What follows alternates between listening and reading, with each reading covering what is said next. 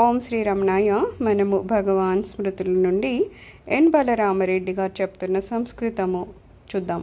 చిన్నప్పుడు నేను ఒక క్రిస్టియన్ స్కూల్లో చదువుతూ ఉండగా నేను అక్కడ సంస్కృతాన్ని నేర్చుకోవడం ప్రారంభించాను. కానీ కొద్ది రోజులకే ఆ సబ్జెక్టును సిలబస్ నుంచి తొలగించడం జరిగింది. తర్వాత కాలంలో నేను విశ్వవిద్యాలయాన్ని వీడి నా దృష్టిని ఆధ్యాత్మిక లక్ష్యం వైపు మళ్లించిన పిదప నేను సొంతంగా సంస్కృతాన్ని నేర్చుకోవడం ప్రారంభించాను. అయితే ఏదో ఒక కారణంగా ఆ చదువు సాగలేదు.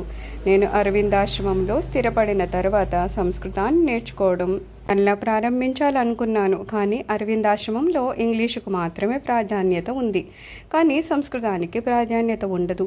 నేను పాండిచేరిలో నా ఆంగ్ల భాషను బాగా మెరుగుపరుచుకున్నప్పటికీ సంస్కృతము నేర్చుకోలేకపోయాను.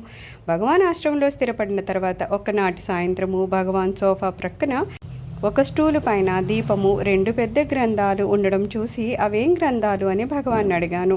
అవి యోగ వాసిష్టము అనే సంస్కృత గ్రంథం యొక్క 2 భాగాలని చెప్పారు.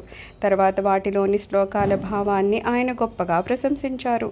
నాకు సంస్కృతము రానందుకు బాధపడుతూ సంస్కృతం నేర్చుకోవడానికి నేను చేసిన ప్రయత్నాలు విఫలమవటాన్ని గురించి మహర్షికి చెప్పాను. నాకు కూడా సంస్కృతం పెద్దగా రాదు. నాకు కనీసము వ్యాకరణలో మొదటిదైన రామ శబ్దం కూడా రాదు అని భగవాన్ నాతో అన్నారు. భగవాన్కు సంస్కృత రచనల పట్ల గల ఆసక్తిని, ఆయన గణపతి ముని గారి సంస్కృత పాండిత్యాన్ని ప్రశంసించడాన్ని చూసి నేను ఆయన సన్నిధిలో సంస్కృతాన్ని నేర్చుకొనదలిచాను. ఒకనొక సందర్భంలో అన్నామలై విశ్వవిద్యాలయానికి చెందిన ఒక సంస్కృత ఆచార్యులు హాల్లో భగవాన్తో సంస్కృతంలో మాట్లాడుతూ ఉన్నారు. భగవాన్ ఎదుటివారు సంస్కృతంలో మాట్లాడుతూ ఉంటే అర్థం చేసుకోగలిగారు, కానీ స్వయంగా సంస్కృతంలో మాట్లాడలేదు. ఆయన ప్రొఫెసర్ చెప్పే వాటిని శ్రద్ధగా వింటున్నారు. దగ్గరలోనే ఉన్న నేను కూడా ఆయన చెప్పే వాటిని చాలా వరకు అర్థం చేసుకోగలుగుతున్నాను. అలా కొంత సమయం గడిచిన పిమ్మట నేను ఆ సంభాషణను ఒక్క క్షణము అనుసరించలేకపోయాను. వెంటనే భగవాన్ నా వైపు తిరిగి, మీరు దాన్ని అనుసరిస్తున్నారా అన్నారు. నేను ఏ క్షణంలో ఆయన మాటలను అనుసరించలేకపోయానో సరిగ్గా ఆ క్షణంలోనే భగవాన్ నన్ను అలా ప్రశ్నించడము నాకు ఆశ్చర్యం కలిగించింది. ఒకసారి భగవాను మాణిక్య వాచకర్ అనే మహాత్ముని యొక్క జీవిత చరిత్రను గురించి ప్రస్తావిస్తూ ఉన్నారు. భగవాన్ చెప్పిన గ్రంథము సంస్కృతం నుండి తెలుగులోనికి అనువదించబడిన గ్రంథము. అది అప్పుడు అచ్చులో లేకపోవడం వలన మాలో కొంతమందివి దాని కొరకై ప్రయత్నించి చివరకు ఒక జమీందారు గారి ఎస్టేట్ నుండి దాన్ని సంపాదించి తీసుకొని వచ్చి భగవాన్కి ఇచ్చాము. ఆయన సంతోషించి హాల్లో దాన్ని పెద్దగా చదవమని చెప్పారు. నేను చదువుతూ ఉండగా భగవాన్ తలగడపైకి వాలి కళ్ళు మూసుకున్నారు. నా ప్రక్కనే ఉన్న సుబ్బారావు అనే భక్తులు భగవాన్ నిద్రపోతున్నట్లున్నారు కనుక చదవడం ఆపమని నాతో చెప్పారు. నేను ఆపలేదు, కానీ ఆయన అనేక సార్లు సైగ చేసిన పిదప నేను చదవడం ఆపేశాను. నేను ఆపగానే భగవాన్ కళ్ళు తెరిచి ఎందుకు ఆపారు అని నన్ను ప్రశ్నించారు. సాధారణంగా భగవాన్ నిద్రపోతున్నారా లేక మెలకు ఉన్నారా అనే విషయాన్ని మనం చెప్పలేము. వాస్తవానికి ఆయన ఎల్లప్పుడూ మెలకువలేని, అంటే ఆత్మేరుకులోనే ఉంటూ ఉంటారు. ఆయన సోఫా పైన కన్నులు మూసుకొని దిండుకు చేరబడి పడుకొని ఉన్నప్పుడు మేము ఆ సోఫాను సమీపించిన వెంటనే ఏం కావాలని అడిగేవారు. అప్పట్లో టౌన్ నుండి కొందరు వేద పండితులు వారికి తోచినప్పుడు వచ్చి భగవాన్ సన్నిధిలో వేద పారాయణం చేస్తూ ఉండేవారు. మహర్షి వంటి మహాత్ముని పవిత్రమైన సన్నిధిలో వేద పారాయణం చేస్తే అది తమ ఆత్మవికాసానికి తోడ్పడుతుందని బహుశా వారు భావించి ఉండవచ్చును. అక్కడ అందరూ వేద పారాయణ వినటానికి ఇష్టపడేవారు. పండితులు కేవలము వారికి వీలున్నప్పుడే వస్తూ ఉండటంతో ఆశ్రమంలో నిత్యము వేద పారాయణ ఉంటే బాగుంటుందని భావించిన సర్వాధికారి ఆశ్రమంలోనే ఒక వేద పాఠశాలను ప్రారంభించారు. ఇప్పటి వల్లనే అప్పుడు కూడా వేద పాఠశాల విద్యార్థులు రోజు 2 పూటల మహర్షి సన్నిధిలో వేద పారాయణ చేసేవారు. భగవాన్ తరచుగా వేద పఠన శ్రవణం యొక్క విలువను గురించి చెప్తూ ఉండేవారు. 1942లో ఒక ఉడతను కాపాడే ప్రయత్నంలో భగవాన్ జారిపడగా ఆయన కుడి కాలరు బోను ఫ్రాక్చర్ అయ్యింది. నేను మా గ్రామానికి వెళ్ళబోతూ సెలవు తీసుకోవడానికి ఆయన వద్దకు వెళ్ళి భుజానికి కట్టుతూ ఉన్న ఆయన చూసినప్పుడు మీకు ఇప్పుడు ఎలా ఉంది అని ప్రశ్నించాలనుకున్నాను. కానీ నేను ఎలా ఆయన్ని ఆ ప్రశ్న అడగలను? ఆయన భౌతికపరమైన క్షేమం గురించి ప్రశ్నిస్తే ఆయన స్పందన ఏ విధంగా ఉంటుందో నేను బాగా ఎరుగుదును. నా గ్రామానికి వెళ్ళిన పిదప నేను భగవాన్కు ఒక లేఖ రాసి అందులో భాగవతంలోని ఈ క్రింది శ్లోకాన్ని ఉటంకించాను.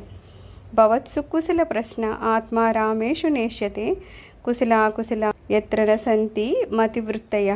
ఎవరైతే ఆత్మలో సంపూర్ణంగా రమిస్తూ ఉంటారో వారి ఆరోగ్యం గురించి, యోగక్షేమాలను గురించి వారిని ప్రశ్నించడము ఉచితం కాదు. ఎందుకంటే సుఖదుఖాల మధ్య ఉండే తేడాలను గుర్తించగల మానసిక స్థితులను వారు అధిగమించి ఉంటారు కనుక. దానికి తోడుగా నేను రాసిన మరొక చిన్న సంస్కృత శ్లోకాన్ని కూడా దానికి జతపరిచి పంపాను. జగత్పావన చారిత్రం భాసమానం స్వతేజస వందే నిష్కర్మ నిరతం రమణం ముని పుంగవం.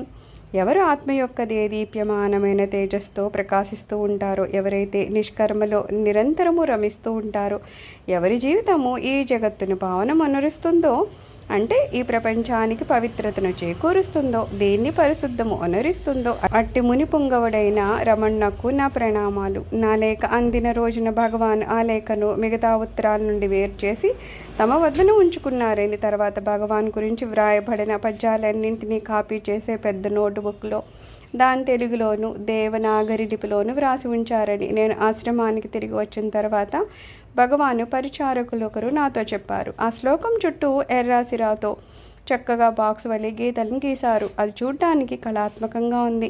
1946 జనవరిలో భగవాను శ్రీమద్ భాగవతంలోని ఒక పద్యం చదవడము, అది ఆయనకి ఎంతగానో నచ్చడం జరిగింది. ఆయన ముందు దాన్ని తమిళ భాగవతంలో చదివి తర్వాత దాని కొరకే వెతికి సంస్కృతంలోని శ్రీమద్ భాగవతంలో కనుగొనడం జరిగింది. ఆయన దాన్ని తమిళంలోనికి అనువదించారు. అటుపైన నా కోరికపై తెలుగులోనికి అనువదించడము జరిగింది. భగవాన్ ఆ పద్యం పైన అంత శ్రద్ధను పెట్టి దానికి అంత సమయం వెచ్చించారు అంటే దానికి ఒక ప్రత్యేకమైన అర్థం ఉండి ఉంటుందని, అది ఆయన స్వీయానుభవంతో ముడిపడి ఉంటుందని సహజంగానే నాకు అనిపించింది. దాని భావము ఈ విధంగా ఉంటుంది. ఈ దేహము అశాశ్వతము, అంటే అసత్యము. అది కదలకుండా నిశ్చలంగా ఉన్న, కదులుతూ తిరుగుతూ ఉన్న ప్రారబ్ధం గురించి అది ఆయన్ను అంటిపెట్టుకుని ఉన్న, అది తన్ను వీడిపడిపోయిన ఆత్మజ్ఞానాన్ని పొందిన సిద్ధ పురుషుడు దాని గురించి ఎరుగడు. ఒక తాగుబోతూ మద్యం మత్తులో తన వంటిపైన దుస్తులు ఉన్నాయో లేవో ఎరుగనట్లుగా తనకొక శరీరం ఉందో లేక అది నిర్జీవమైపోయిందో ఆయన ఎరుగరు. భగవాన్ తెలుగులో దీన్ని అనువదించిన పిదప నాకు దాన్ని చూపించి సరిద్దమని చెప్పారు. భగవాన్ రచనను నేనెలా సరిద్దగలను అని నేను అభ్యంతరం తెలపగా తాము ఏ భాషలో రాశారో ఆ భాషలో పరిజ్ఞానం కల వారి సలహాను తాము స్వీకరించవలసి ఉంటుంది భగవాన్ బదిలిచ్చారు. సర్వం శ్రీరమణ చిన్న అరవింద అర్పణమస్తు. లోకా సమస్త సుఖినో భవంతు.